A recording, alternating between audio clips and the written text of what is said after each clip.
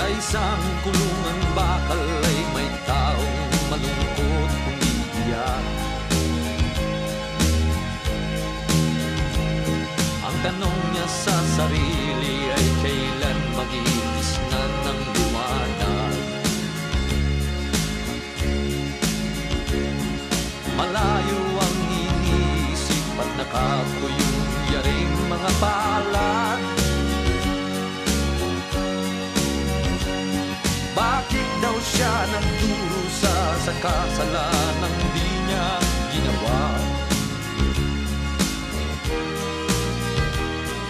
Kahapon lamang ay kapiling niya kanyang asawa at anak. Namumuhay ng tahimik sa isang munting tahanang may tuwa.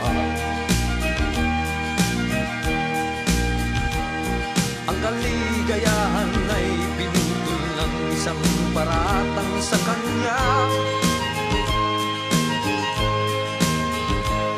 Siya daw ang may sala sa isang krimen na di naman niya ginawa.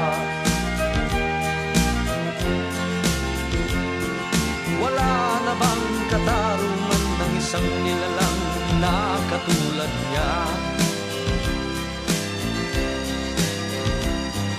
Ilan pang tulad niya ang magdurusa ng walang kasalanan? Di ba't ang batas nating pantay-pantay, walang mahirap mayaman?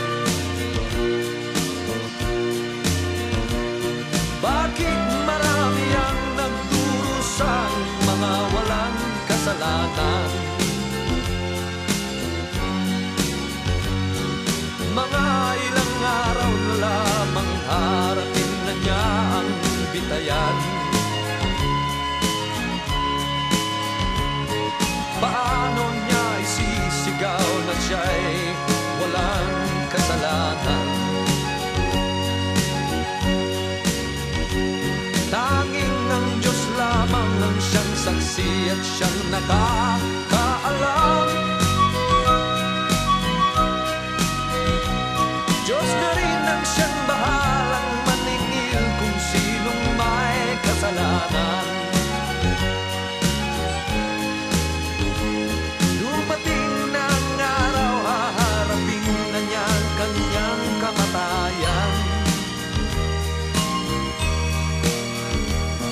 Sa isang upuang bakal at kairani ng buhay na inutang.